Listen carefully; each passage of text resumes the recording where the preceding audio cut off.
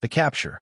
The rain fell in sheets across the Belgian countryside on December 19, 1944, turning the frozen earth into a treacherous quagmire of mud and ice. Corporal Thomas Ashford of the Royal Fusiliers crouched behind the remnants of a stone wall, his breath forming clouds in the bitter cold as German artillery pounded the British positions. The Battle of the Bulge had turned what should have been a quiet sector into a hellish nightmare, and now his unit was being overrun. "Fall back! Fall back!" Lieutenant Morris shouted, but his voice was lost in the thunder of explosions. Thomas saw his commanding officer cut down by machine gun fire, the lieutenant's body crumpling into the snow that was rapidly turning red. All around him, men were dying or retreating in chaos. Thomas ran. He wasn't proud of it, but survival instinct took over as the German assault overwhelmed their position. He sprinted through a frozen forest, branches whipping at his face, his lungs burning with the cold.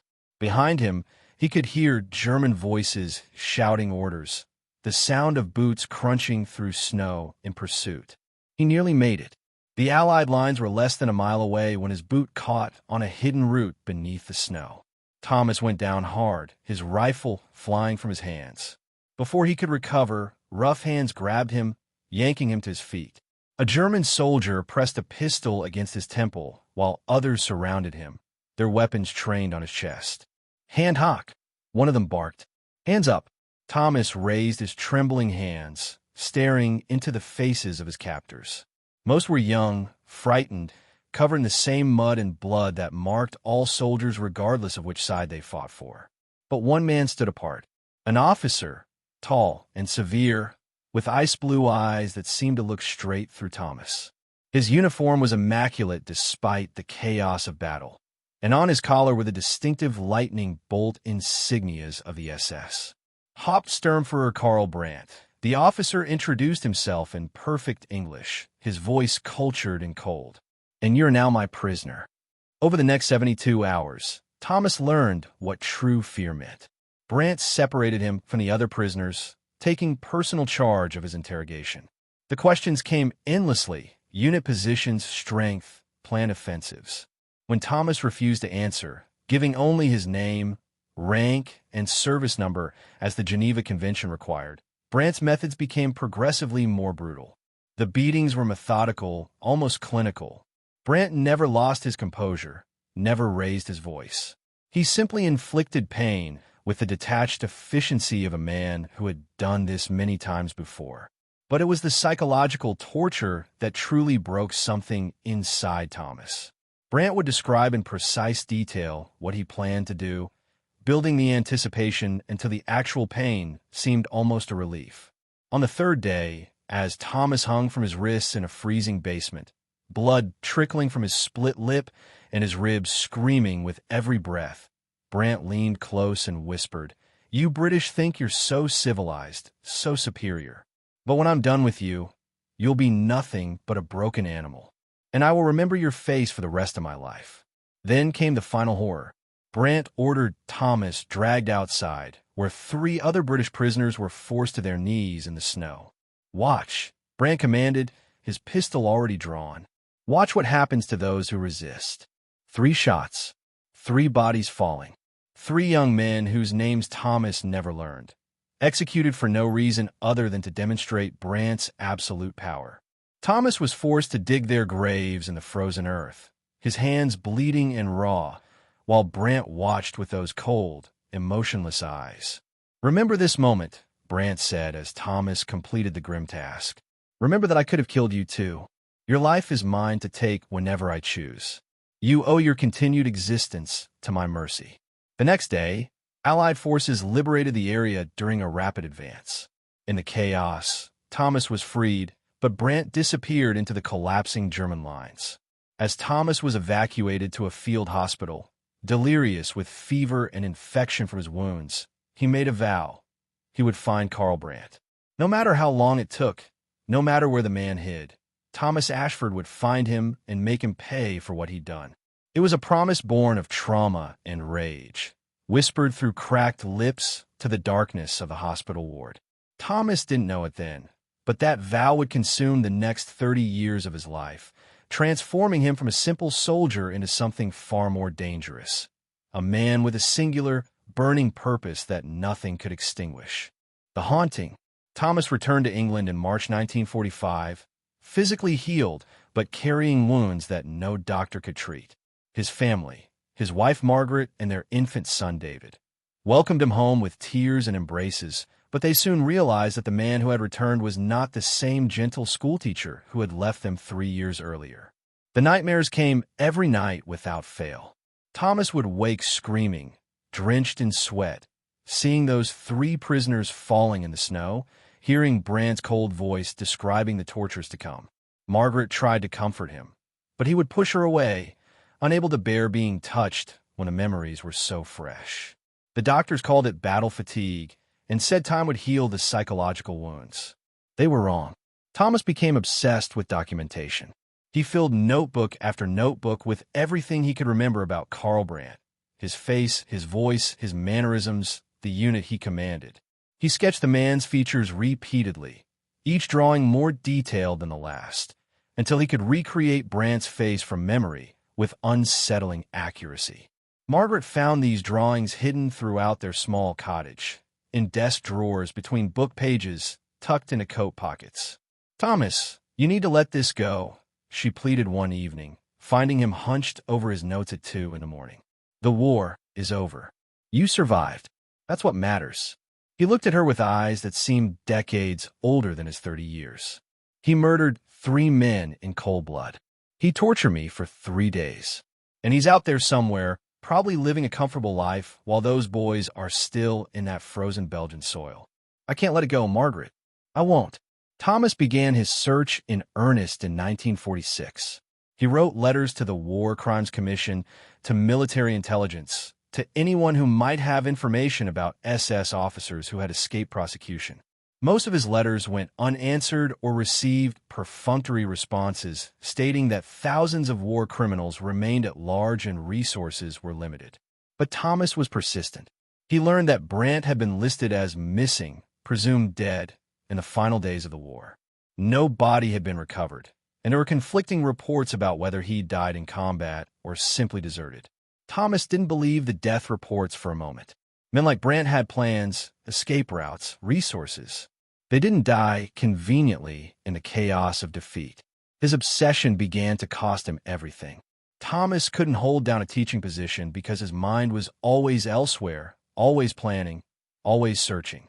Margaret took work as a seamstress to support the family, while Thomas spent every spare penny on travel and investigation. Their marriage became a hollow shell, 2 people sharing a house, but living in completely different worlds. Young David grew up watching his father disappear into an obsession he couldn't understand. "Why is Daddy always angry?" he asked his mother when he was 6 years old. Margaret had no good answer. How could she explain to a child that his father had been broken by a war that was supposed to be over? By 1950, Thomas had tracked down 3 former members of Brandt's unit. 2 had died in Allied bombing raids. The third, a man named Hans Mueller, had emigrated to Argentina. Thomas sold his father's watch, a precious family heirloom, to pay for the journey to Buenos Aires. He spent 2 weeks searching the city before finding Mueller working in a factory. The confrontation was tense. Mueller, now going by the name Enrique Muller, initially denied everything. But when Thomas showed him the drawings of Brandt, something shifted in the man's expression. Fear, or perhaps recognition. "I don't know where he is," Mueller said in broken English, looking around nervously. "But I tell you this, Brandt was smart. He had papers, money, contacts. If anyone from our unit survived, it was him. But please, you must go. If others know you were asking about these things." Thomas left Argentina with no new information, but with his conviction reinforced. Brandt was alive, and he was hiding. The hunt continued. Years blurred together. Thomas aged prematurely, his hair turning white by his 40th birthday, his face etched with lines of stress and sleeplessness. He became a ghost in his own life, present physically but absent emotionally. Margaret eventually filed for divorce in 1958, unable to compete with the phantom that consumed her husband's every waking moment. "I still love you, "Thomas," she said when the papers were signed, "but I can't watch you destroy yourself anymore. This man, this Brandt, he didn't just torture you for 3 days. He's been torturing you for 14 years, and you're letting him." David, now a teenager, chose to stay with his mother. The last words he spoke to his father were harsh. "You care more about revenge than you ever cared about us." "I hope it was worth it." Thomas had no answer. Perhaps it wasn't worth it. But he couldn't stop. The faces of those 3 murdered prisoners haunted him every time he closed his eyes. In 1962, 17 years after the war ended, Thomas finally got his first real break. A contact in West German intelligence mentioned that a man matching Brandt's description had been spotted in Sao Paulo, Brazil, working as an accountant under the name Klaus Becker. Thomas was on a plane within 48 hours, carrying everything he owned in a single suitcase and a manila folder filled with photographs, drawings, and evidence of Brandt's war crimes. The trail goes cold. Sao Paulo in 1962 was a city of contrasts, gleaming new buildings rising beside crumbling colonial architecture, wealth and poverty existing side by side in uncomfortable proximity. Thomas arrived with high hopes and a determination that had only grown stronger over 17 years. The address his German contact had provided led to a modest apartment building in a middle-class neighborhood where German expatriates were known to congregate. Thomas watched the building for 3 days, noting the comings and goings of residents. On the 4th day, he saw him, or thought he did.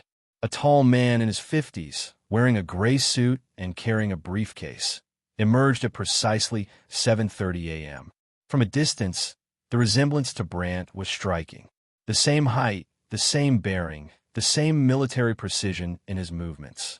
Heart-pounding, Thomas followed the man through the morning commute to an office building downtown. He waited outside until lunch, then positioned himself to get a closer look when the man emerged. But as the figure approached, Thomas's certainty crumbled. This man was too heavy, his nose too broad, his eyes brown rather than that distinctive ice blue. It wasn't Brandt. Klaus Becker was just another German immigrant with no connection to the SS officer Thomas sought. The disappointment was crushing. Thomas had spent every cent he had on this trip, had staked everything on this lead.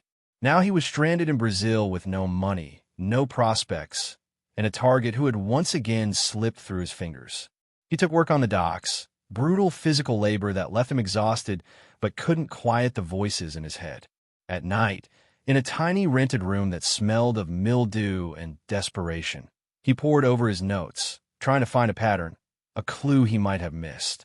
It was during this lowest point that Thomas made a critical decision. He realized he'd been approaching the hunt all wrong. He'd been chasing rumors and secondhand information, always arriving too late, always finding that his quarry had moved on or had never been there at all. He needed to think like Brandt to understand how a war criminal would build new life. Thomas began studying the underground networks that had helped Nazis escape to South America. He learned about the Ratlands, the routes through Austria and Italy that had allowed thousands of war criminals to flee to Argentina, Brazil, and Chile. He discovered the network of sympathizers who provided false papers, money, and safe houses. Most importantly, he learned that these men didn't simply disappear. They formed communities, maintaining contact with each other for mutual protection and support. For the next 3 years, Thomas worked his way through the German expatriate communities in Brazil, never asking directly about Brandt, but listening, observing, building a network of his own. He learned to speak passable German, adopted the role of a fellow immigrant seeking to connect with his countrymen. Slowly, carefully, he pieced together the social networks that connected former Nazis living in South America. In 1965, in a bar frequented by German immigrants in Porto Alegre, Thomas finally heard a name that made his pulse quicken. An elderly man, deep in his cups, mentioned old Brandt who had moved to Chile to avoid complications. The man quickly clamped up when he realized what he'd said, but Thomas had his lead. Chile. The search narrowed. Thomas arrived in Santiago in early 1966 with a new strategy. Rather than rushing in, he took time to establish himself in the city. He found work teaching English, rented a small apartment, and began the patient work of infiltrating the German community. He attended their social clubs, their church services, their cultural events. He presented himself as Hans Kirchner, a former Wehrmacht soldier seeking to rebuild his life far from the judgment of Europe. The process was agonizing. Every interaction required careful performance. Every conversation a potential trap. Thomas had to suppress his British accent, his British mannerisms, his natural instinct to reveal his true purpose. He made friends with people he despised, shared drinks with men who spoke fondly of the Third Reich, nodded sympathetically to complaints about Victor's justice at Nuremberg. But slowly, he gained acceptance, and with acceptance came information. He learned that the German community in Santiago was indeed harboring several former SS officers. Most lived quietly, using assumed names, working in businesses owned by sympathetic compatriots.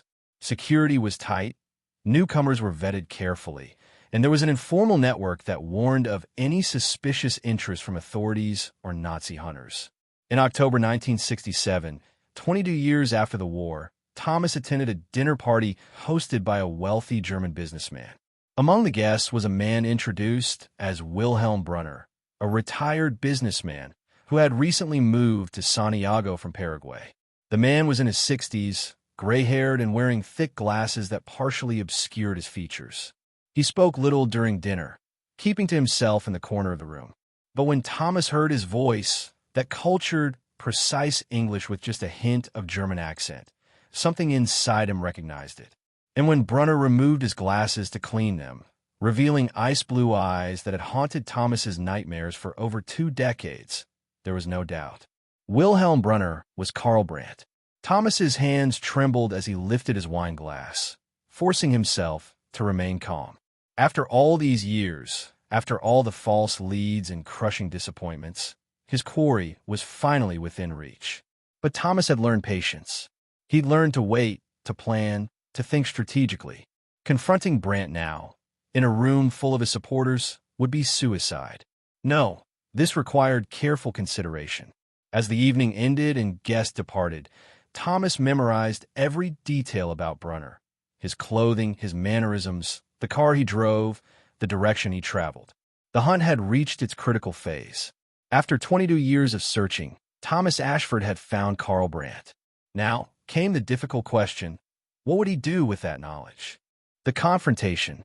For 3 months, Thomas watched Wilhelm Brunner's routine with the patience of a predator studying its prey. Every morning at 8 a.m., Brunner left his modest house in the Ninoa district and walked to a small accounting office he ran from a converted storefront. He lunched alone at a cafe at precisely noon, reading German newspapers while eating the same meal, schnitzel and potatoes, every day. In the evenings, he returned home by 6, rarely venturing out except for the occasional dinner with the German expat community. The man lived a careful, measured existence, always aware of his surroundings, never establishing patterns that could make him vulnerable. But everyone makes mistakes eventually, and Brunner's mistake was his belief that after more than 2 decades, he was safe. Thomas knew he had decisions to make. He could go to the authorities, but Chile's government had shown little interest in extraditing former Nazis. He could contact Simon Wiesenthal's organization, but by the time they investigated and built a case, Brandt might disappear again. Or he could take matters into his own hands. For weeks, Thomas wrestled with his conscience. The civilized man he'd once been, the schoolteacher who had never raised his hand in anger before the war, recoiled at the thought of violence. But the soldier who had been broken in that Belgian basement, who had watched 3 innocent men executed, who had spent 23 years hunting their killer, that man wanted justice by any means necessary.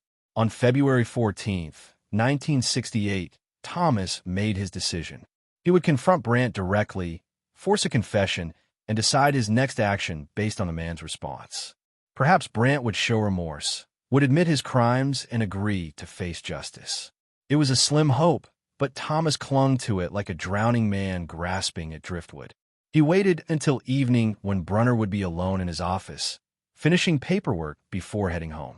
Thomas had obtained a key weeks earlier by befriending the building's maintenance man. At 6:45 p.m., He let himself into the dark office and waited, his heart pounding so hard he was certain Brandt would hear it. At 7:20 p.m., the door opened. Brunner entered, flipping on the lights and humming a German song. He was halfway to his desk before he noticed Thomas sitting in the visitor's chair, a pistol, acquired through Santiago's black market, resting casually on his knee. For a long moment, neither man spoke. Brunner's hand moved slowly toward a desk drawer, but Thomas raised the pistol slightly. "I wouldn't. Keep your hands where I can see them." "Who are you?" Brunner asked in Spanish, his face showing concern but not yet recognition. "You don't remember me?" Thomas replied in English, his voice hoarse with emotion. "Belgium, December 1944. You interrogated a British corporal. You murdered 3 prisoners in cold blood." The color drained from Brunner's face. His careful composure cracked, and for the first time, Thomas saw genuine fear in those ice-blue eyes. "Ashford," Brandt whispered, reverting to his real name. "Thomas Ashford. You remembered. I'm touched." Thomas's voice dripped with sarcasm. "Though I suppose it's hard to forget someone you promised would remain broken forever." Brandt slowly lowered himself into his desk chair, his hands raised in a placating gesture. "That was war. We were all different people then. We did things we wouldn't do now. That's your defense? War made you torture and murder." Thomas stood, the gun now pointed directly at Brandt's chest. "Those 3 men. What were their names?" "What?" "The prisoners you executed. What were their names?" Brandt shook his head. I don't remember. It was so long ago." "Of course you don't remember." Thomas's voice rose to a shout. "They were nothing to you. Insects to be crushed. But I remember their faces. I see them every night in my dreams. I dug their graves with my own hands in frozen ground while you watched and smiled." "Please," Brandt said, and now there was desperation in his voice. "I have a family, a wife, children. They know nothing of my past. They believe I'm a simple businessman. If you kill me, you destroy innocent lives." "You have children?" Thomas felt something break inside him. "I had a son. I lost him because I spent every moment of his childhood hunting you. My wife left me. I lost everything because I couldn't live with what you did to me, what you made me witness." Brandt leaned forward, his voice taking on a pleading quality. "Then don't let me take anything more from you. Don't become a murderer because of me. You're a good man, Ashford. I saw that in Belgium. It's why I didn't kill you with the others. Some part of me recognized your decency, your humanity, your mercy." Thomas laughed bitterly. "You let me live so I could suffer longer, so I could carry the guilt of surviving while better men died." "Perhaps," Brandt admitted, "but you did survive. You can still have a life, still find peace. Killing me won't bring those men back. It won't heal your wounds. It will only add to the darkness inside you." For a long moment, Thomas stood there, the gun wavering in his hand. 23 years had led to this moment. 2 decades of sacrifice, obsession, and pain, all focused on the man sitting before him. One pull of the trigger, and it would be over. Justice, or something like it, would be served.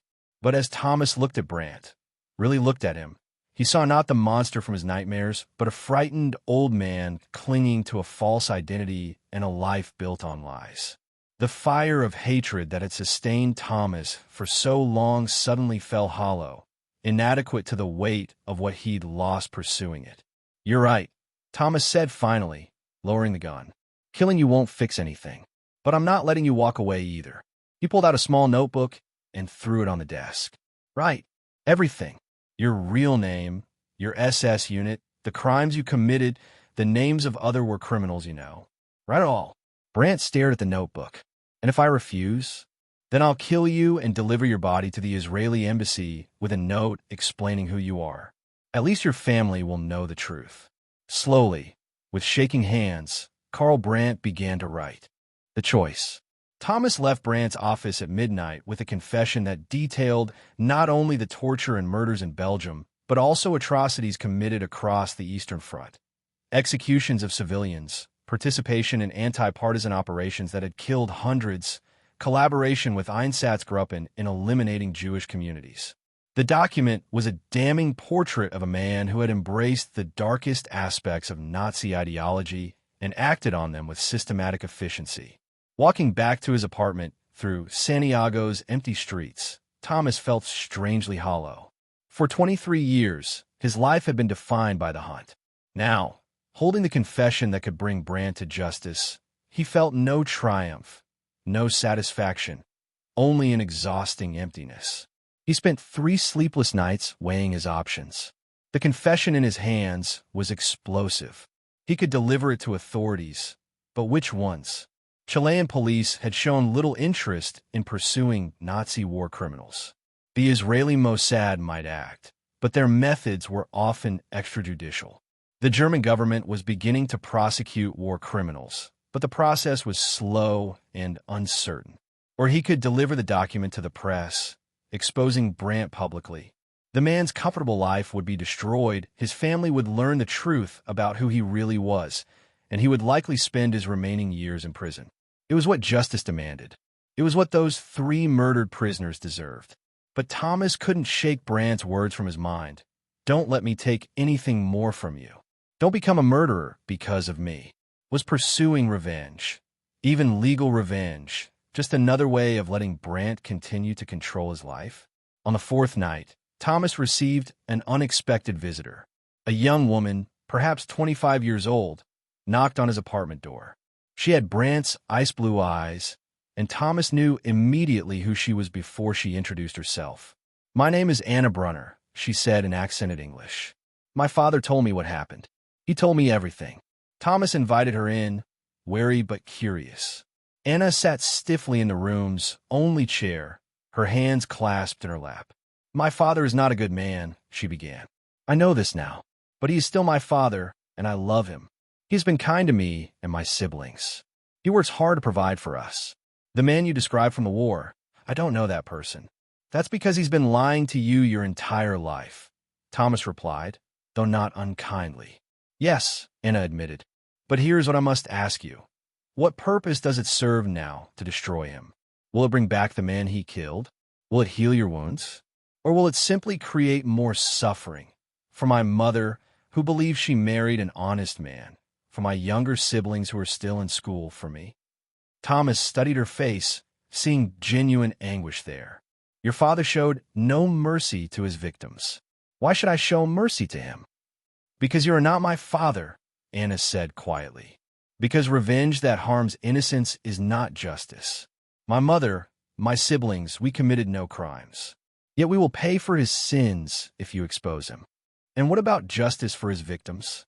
Anna was silent for a long moment. Then she said something that struck Thomas to his core.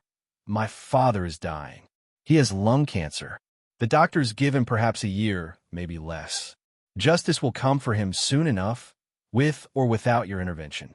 The question is whether you want to spend his final months pursuing vengeance, or whether you can find some other path."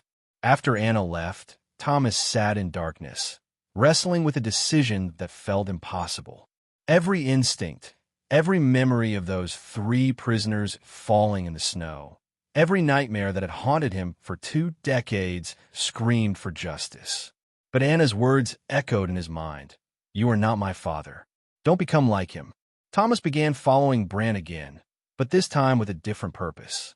He watched the man's interactions with his family, the way he kissed his wife goodbye each morning, how he smiled when his children visited, the gentle way he played with his grandchildren in the park.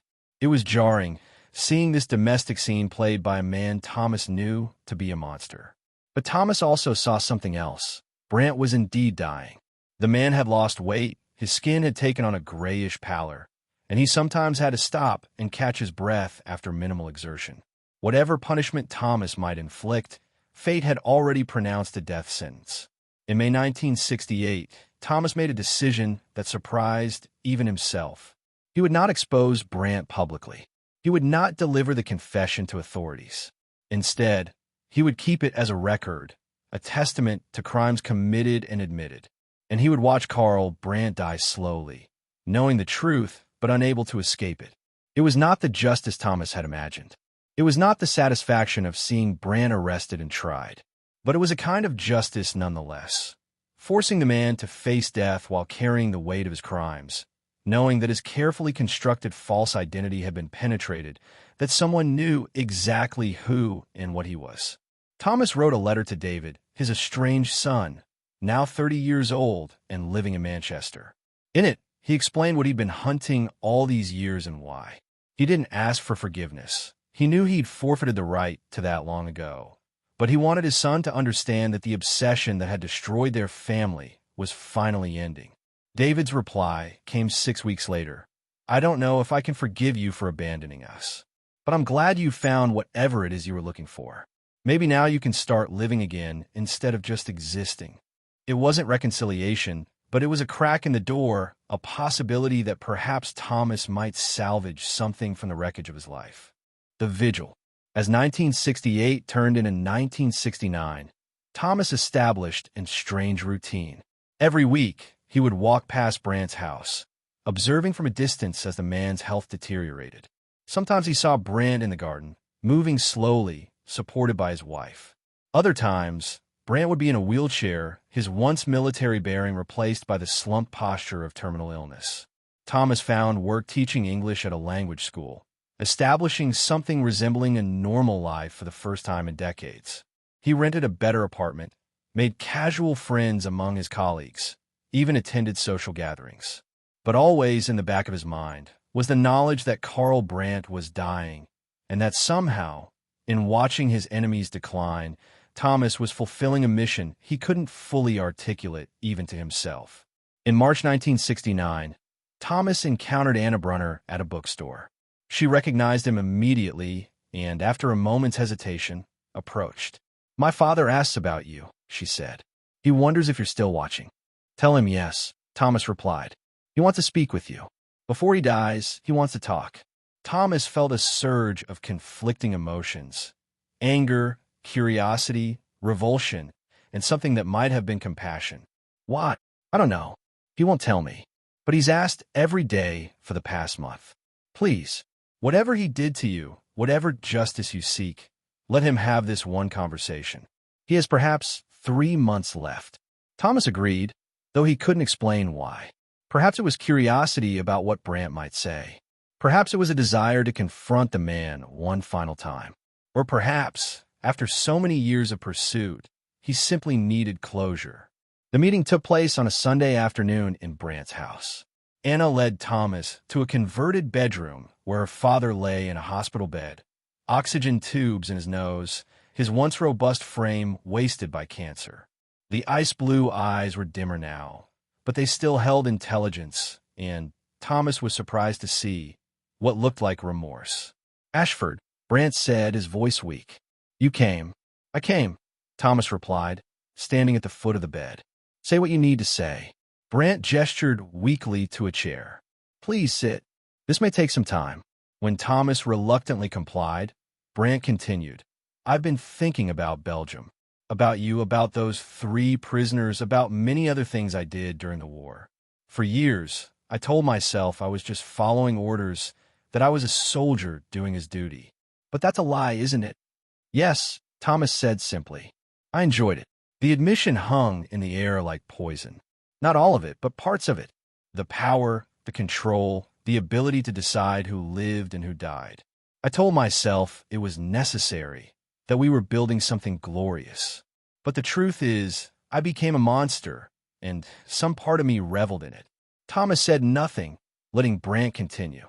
When the war ended and I escaped, I thought I could leave that man behind, become someone new, and for a while, I believed I had. Wilhelm Brunner was a good man, a faithful husband, a loving father, an honest businessman. But that was just another role, wasn't it? Like the SS uniform was a role. The monster was always there underneath. Why are you telling me this? Thomas asked. Because you're the only person who knows the truth about who I was. My family sees only Wilhelm Brunner. The German community here sees only another exile. But you see Karl Brandt. And I need someone to see me truly before I die. You want absolution? No, Brandt said, surprising Thomas. I don't deserve absolution. What I did is unforgivable. But I want witness. I want someone to know that I understood, in the end, exactly what I was. That I'm not dying with comfortable delusions about having been a good soldier following orders. I was a war criminal. I was a murderer, and I've been running from that truth for 24 years. Over the next hour, Brant talked about the Eastern Front, about operations he'd participated in that had killed hundreds of civilians. He spoke in detail that made Thomas's stomach turn, describing atrocities with the same clinical precision he'd once used to describe torture techniques. But now there was something different in his voice, not quite remorse, but acknowledgement, an acceptance of his guilt. Those 3 prisoners in Belgium, Brant said finally. I've tried to remember their names. I looked through my old papers, what few I kept, but I never recorded them. They were just numbers to me. Enemy soldiers, not people with families and futures and dreams. His voice cracked. Tell me their names. Please, let me know who I killed. Thomas closed his eyes, calling up memories he'd tried to preserve for 24 years. I don't know. I never knew their names. We'd only been together a few hours before the attack. They were just scared boys like me, captured in the chaos, executed for no reason. Brant's face crumpled. Then they're truly lost. Murdered by me and forgotten by history. No graves marked with their names. No families knowing what happened to them. That's the worst crime of all, isn't it? Not just killing them, but erasing them. Understanding the unforgivable. In the weeks following that conversation, Thomas found himself returning to Brant's house regularly. It wasn't friendship. It could never be that. But it was something, a strange communion between hunter and hunted, victim and perpetrator, 2 men locked together by trauma and time. Anna was always present during these visits, a silent guardian ensuring her father wasn't harmed, but also, Thomas sensed, wanted to understand the truth about the man who had raised her. She listened as Brant recounted his past, her face pale, but her presence steady. Thomas admired her courage in facing such terrible revelations. During one visit, Thomas asked the question that had haunted him for decades. Why did you spare me? When you killed those 3 prisoners, why didn't you kill me too? Brant was quiet for a long time, his breathing labored. Finally, he said, I saw myself in you. Not who I was then, but who I had been before the war. You were a teacher? Yes. I was studying to be a professor of history before I joined the SS. I looked at you and saw the man I could have been if I'd made different choices. It was uncomfortable, so I kept you alive, partly to prove I still had some humanity left, and partly to see if I could break that decency I saw in you, to prove that anyone could become what I'd become. Did you succeed? I don't know. Did I? Are you here to kill me? Ashford, after all these years, do you still want revenge? Thomas considered the question honestly. I want to kill you. For years, it was all I thought about. But now, seeing you like this, he gestured at the hospital bed, the oxygen tubes, the medicine bottles. What would be the point? You're already dying, and killing you wouldn't bring those 3 men back. It wouldn't heal what you did to me. Then why do you keep coming back? Because Thomas struggled to articulate feelings he didn't fully understand himself. Because I need to know that you understand what you did. That you don't get to die comfortable, believing you were just a soldier following orders. You need to face the truth, and I need to see you face it. Brant nodded slowly. Fair enough. Though I wonder, Ashford, in hunting me for so long, in letting revenge consume your life, did I break you after all? Just more slowly than I intended. The question struck home. Thomas thought about his failed marriage, his estranged son, the decades spent pursuing a single goal while life passed him by. Perhaps you did, he admitted, but I'm not broken forever. I can still change. You're dying, but I have time left to build something better than hate. As April turned to May, Brant's condition worsened. The cancer had spread to his bones, and the pain was becoming unbearable. During one visit, Thomas found him crying, not from physical pain, but from something deeper. I dream about them, Brant said. All of them. The prisoners, the civilians, the children. They come to me at night, asking why, and I have no answer. Following orders sounds so hollow now. Building a new world seems like madness. What did I think I was doing? What did any of us think we were doing? I can't answer that, Thomas said. I've never understood how ordinary people became monsters. We told ourselves stories, Brant replied. Stories about enemies and threats, about destiny and greatness. We stopped seeing people as people and started seeing them as obstacles or tools. It was easier that way. And once you start down that path, once you commit your first atrocity, you have to keep going. Because if you stop and look back, you have to face what you've become. Do you regret it? Thomas asked. Truly, yes. Though I wonder if that matters. Regret doesn't undo what I did. It doesn't bring anyone back. It's just the selfish need of a dying man to feel less monstrous before the end. It matters to me, Thomas said quietly.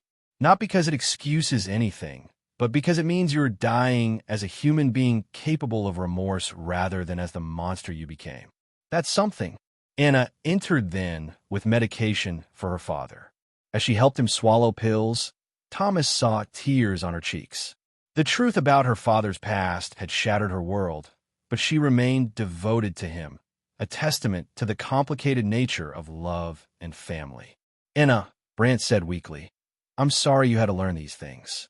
You and your siblings deserved better than a father with such darkness in his past.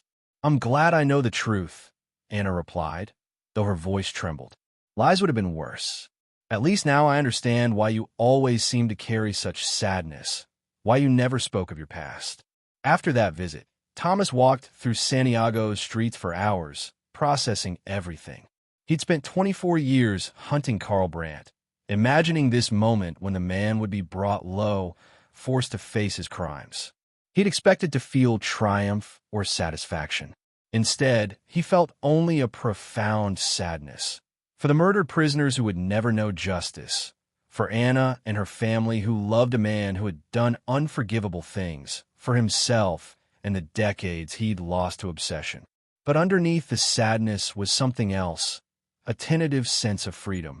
The hunt was ending not with revenge or legal justice, but with something more complex, a mutual recognition of humanity, even in a relationship born of extreme inhumanity.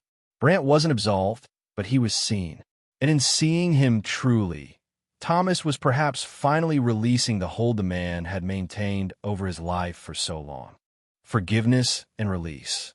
In late May 1969, Anna called Thomas at his apartment. Please come quickly. The doctors say it's nearly time. My father is asking for you. Thomas arrived to find Brandt's house filled with family, his wife, 3 children, and several grandchildren. They looked at Thomas with mixed expressions, some curious, some suspicious, but Anna had clearly told them enough that they understood this stranger had been important to their husband and father in ways they didn't fully comprehend. Brandt was barely conscious, his breathing shallow and labored. But when Thomas entered the room, those ice-blue eyes opened and focused on him with surprising clarity. Ashford, you came. I came, Thomas said, taking the seat beside the bed that Anna offered him. Brandt struggled for breath. I need to ask you something.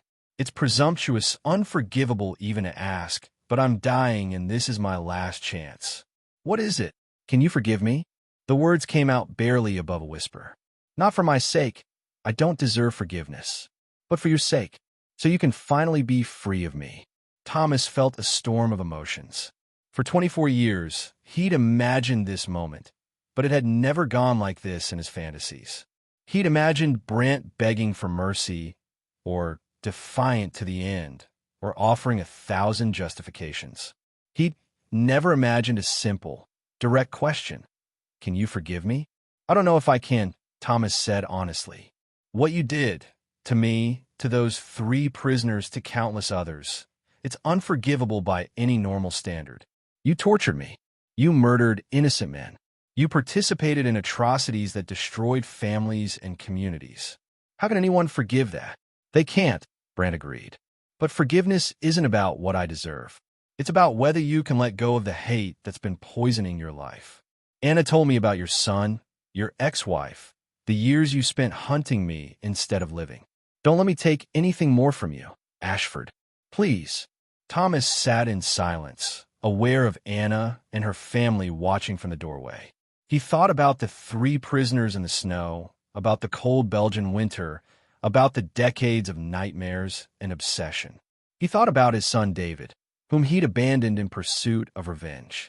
He thought about all the might-have-beens, the life he could have lived if he'd found a way to heal instead of hunt. I can't forget what you did, Thomas said finally. And I can't pretend it's okay, that we can somehow make peace as friends. But, he paused, surprised by the words forming in his mind. But I can stop letting it control me. I can acknowledge that you were a monster who did monstrous things, and also that you're now a dying old man who understands what he was and regrets it. Both things can be true. Is that forgiveness? I don't know. Maybe it's something else. Maybe it's just release. I'm choosing to let you go, Carl Brandt. Not because you deserve it, but because I deserve to be free of you. You've been the center of my life for too long. It's time for me to live for myself again. Brandt's eyes filled with tears. Thank you. That's more than I had any right to ask for. They sat in silence for a while, the only sound Brandt's labored breathing. Finally, Thomas said, "Those 3 prisoners.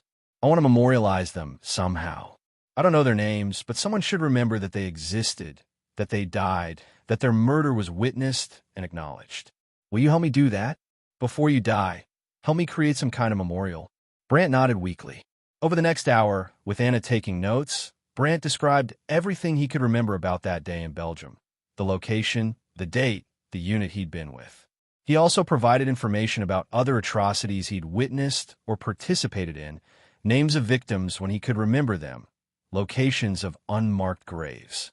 It was a final confession, an attempt to create some record of the crimes that had been buried by time and deliberate concealment. When they finished, Brandt was exhausted. "Ashford," he said, his voice barely audible now, "will you stay? Until the end? I don't want to die alone with my lies.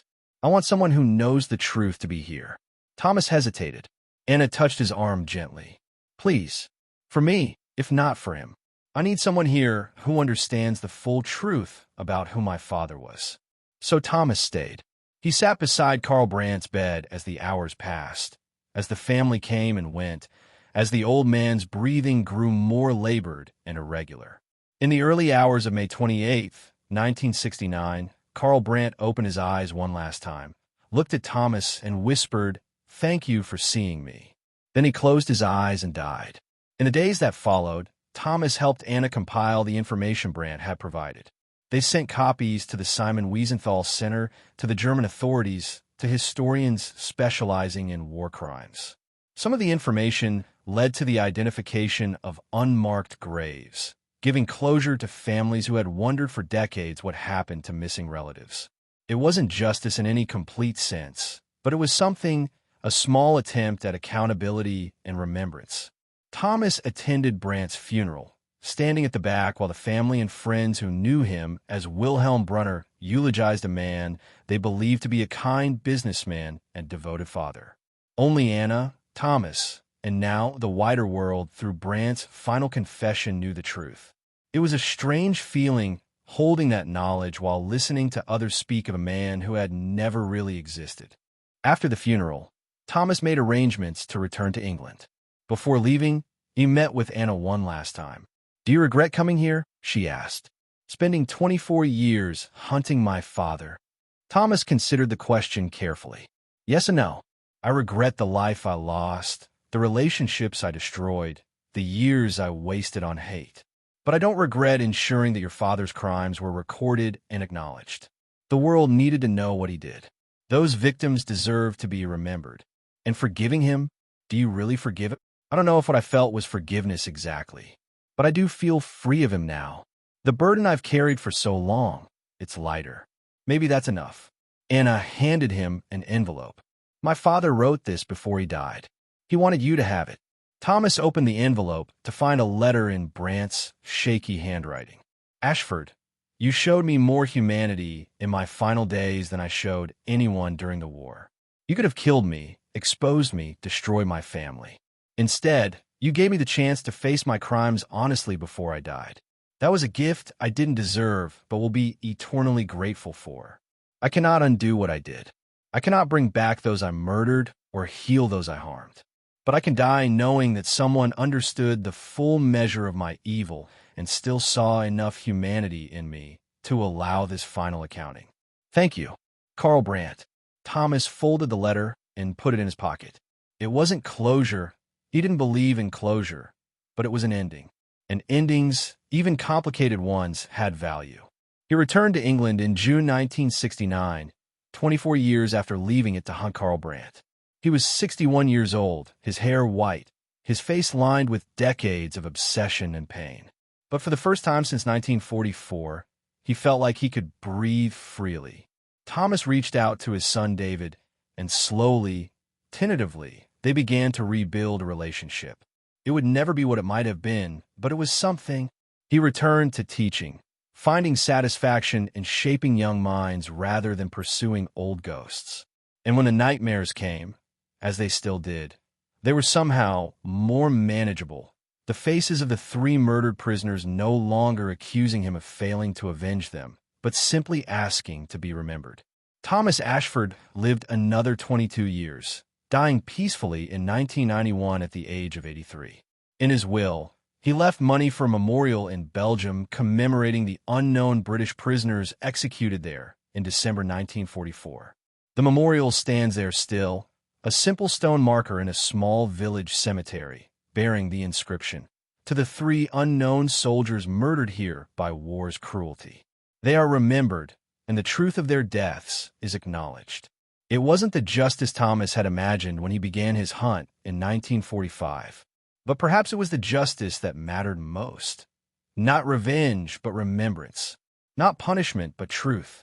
And in the end, not hate, but the painful, complicated process of understanding that even monsters are human, and that healing requires releasing the past's grip on our present. The story of Thomas Ashford and Karl Brandt remains a testament to the complexity of justice, forgiveness, and what it means to be human even in the face of inhumanity.